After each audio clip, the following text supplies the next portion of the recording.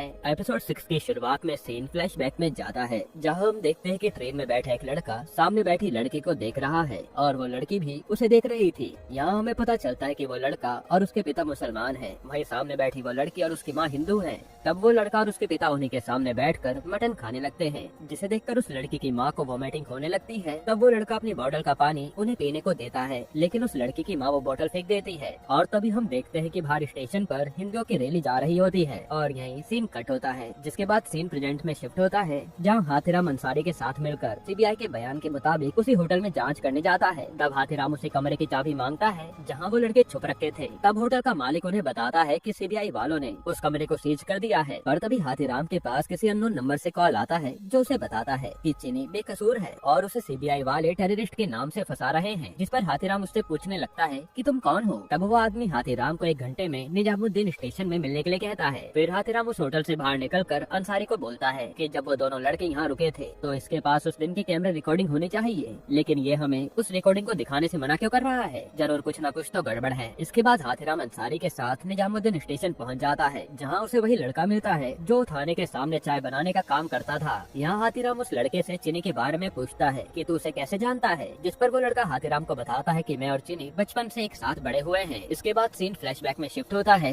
जहाँ हमें उन्हीं का बचपन दिखाया जाता है और वो लड़का स्टेशन पर कूड़ा उठाने का काम कर रहा होता है। लेकिन एक दिन वो देखता है कि चीनी ट्रेन में बैठकर रो रहा है, जिससे बात करने पर उसे पता चलता है कि चीनी के माता पिता मर चुके हैं और उसके किसी अपने ने उसे स्टेशन पर छोड़ दिया है। यहाँ वो लड़का चीनी को अपने साथ ले आता है और उसे अपने सभी दोस्तों से मिलवाता है। फिर वो ठंड से बचने के लिए चीनी को नशा करना सिखाता है, जिसमें से एक लड़का उसका नाम चीनी रख देता है। यहीं से ये लड़का और चीनी बहुत अच्छे दोस्त बन जाते हैं और साथ मिलकर चोरी करना शुरू कर देते हैं। हालांकि चीनी को मेकअप करने का बहुत शौक था और वो मैगजीन से लड़कियों की फोटो काट कर उन्हें देखती रहती थी। ऐसे करके धीरे धीरे चीनी लड़का से लड़की बनती जा रही थी और उसे नाटक में लड़की बनना भी बेहद पसंद था। लेकिन एक दिन शकील नाम के रिक्शा वाले की नजर चीनी पर पड़ जाती है, जिसने वहाँ के सभी बच्चों को सेक्सुअली हैरेस किया होता है। यहाँ वो एक लड़के को भेजकर चीनी को अपने पास बुलाता है, लेकिन चीनी का दोस्त उस लड़के को रोककर चीनी को भागने के लिए कहता है। लेकिन तभी शकील उसे पकड़ लेता है और उसका बलात्कार कर डालता है। तब शकील को चीनी इतनी पसंद आती है कि वो चीनी को आगे भी कई लोगों के पास भेजता है और तभी एक ग्रुप उस रिक्शा वाले को जान से मार देता है। जिसके बाद चीनी लड़की बनकर पढ़ाई करता है और एक लड़के के नाम से मसाज की दुकान पर काम करना शुरू कर देता है। अब सीन प्रेजेंट में आता है, जहाँ हाथीराम उस लड़के से पूछने लगता है कि चीनी मुकेश तलरेजा से कैसे मिली, जिस पर वो हाथीराम को बताता है कि एक दिन तलरेजा मसाज करवाने चीनी के मसाज सेंटर पहुँच गया था, जहाँ उसने चीनी को पहचान लिया कि वो एक लड़का है। इसलिए तलरेजा ने चीनी को अपने काम के लिए यूज करना शुरू कर दिया और वो 2 नंबर का पैसा उसी के हाथ दूसरे आदमी को भेजा करता था, क्योंकि पुलिस वाले लड़की को जल्दी से चेक नहीं करते। तब हाथीराम पूछता है कि क्या चीनी आए दिन पैसा देने चित्रकूट भी जाया करती थी और 12 तारीख को वो कहाँ था, जिसे वो लड़का बताता है कि मुकेश चीनी को चित्रकूट काफी बार भेजा करता था, लेकिन वो 12 तारीख को कहाँ थी इसके बारे में मुझे नहीं पता। जिसके बाद सीन सेंट्रल जेल पर शिफ्ट होता है, जहाँ सीबीआई वाले उन सभी को वहाँ भेज देते हैं, जहाँ सभी आदमी चीनी को बहुत बुरी नजर से देख रहे थे और उन्हें देखकर चीनी को बहुत डर लगता है। वहीं दूसरी तरफ सिद्धू अपने दोस्त के साथ राजू भैया के पास पहुँचता है, जिसके पास कुछ बड़े लोग आकर राजू भैया से उसके गन मांगने लगते हैं और यहाँ हमें पता चलता है कि राजू ने वो गन बच्चों को डराने के लिए मांगी थी। यहाँ राजू देखता है कि उसके घर में वो गन ही नहीं है, जिसके बारे में पता चलते ही वो बड़ा आदमी राजू को बहुत मारता है और कहता है कि 2 दिन के अंदर मुझे मेरी गन वापस चाहिए, वरना तेरे लिए अच्छा नहीं होगा। यहाँ उन लोगों को देखकर सिद्धू भी डर जाता है और अपने पापा के पास उनसे गन वापस मांगने लगता है, जिस पर हाथीराम उससे इस गन के मालिक का नाम पूछता है, पर सिद्धू उसे नाम बताना नहीं चाहता था। इसके बाद हाथीराम वो गन लेकर हर जगह घूमने लगता है, क्योंकि उसे पता था कि अगर उसने गन घर पर रखी तो उसका बेटा उसे चुरा लेगा। इधर डॉली बहुत ही ज्यादा स्ट्रेस में होती है कि उसके पति का चक्कर किसी और के साथ चल रहा है, इसलिए वो संजीव के घर आते ही उसके साथ इंटीमेट होने की कोशिश करती है, जिसे संजीव पूछता है कि तुम्हें क्या हो गया, आज तुम ऐसा क्यों कर रही हो। जिस पर डॉली उसे बताती है कि वो अगले महीने 40 साल की होने वाली है, लेकिन अभी तक उसे बच्चा नहीं हुआ। तब संजीव डॉली को शांत करके उसे सुला देता है और कुछ सोचने लगता है। वहीं दूसरी तरफ हाथीराम अंसारी के साथ रात में उसी होटल में पहुंचकर चुपके से 12 तारीख की फुटेज देखने लगता है, जिस फुटेज में वो देखते हैं कि 12 को यहाँ उन चारों में कोई भी नहीं रुका था। पर तभी हाथीराम के हाथ उस होटल के मालिक का ट्रेन का टिकट लगता है, जो 12 तारीख को अपनी फैमिली के साथ भोपाल घूम रहा था। यहाँ हाथीराम अंसारी को बताता है कि सीबीआई की बताई सारी बातें झूठ है, उन्होंने बस ये केस को क्रॉस करने के लिए झूठे गवाह बनाए थे और इस होटल के मालिक ने भी उनके सामने झूठा बयान दिया था। इसके बाद सीन संजीव मेहरा पर शिफ्ट होता है, जिसने चैनल में पॉलिटिशियंस को बुलाकर उन चारों को सच में एक संगठन का मेंबर बना दिया था, जिसे ऐसा करता देख सारा को बहुत गुस्सा आता है, क्योंकि जब ऐसा कुछ था ही नहीं तो संजीव इस बात को इतना बड़ा क्यों कर रहा है। इस वजह से सारा उससे गुस्सा होकर अपने कैबिन में जाने लगती है। तब उसे वहाँ की एम्प्लॉय नए इंटर्न को जर्नलिज्म समझाने के लिए कहती है, जिसे सारा अपने कैबिन में बुलाकर जर्नलिज्म के बारे में पूछने लगती है। साथ ही वो अपने बैग में कुछ ढूंढ भी रही थी, जिसके हाथ हाथीराम की वही डायरी लगती है जिसमें हाथीराम सब कुछ लिखता था। वही दूसरी तरफ अंसारी पुलिस स्टेशन में पहुंचकर कबीर की फाइल पढ़ने लगता है,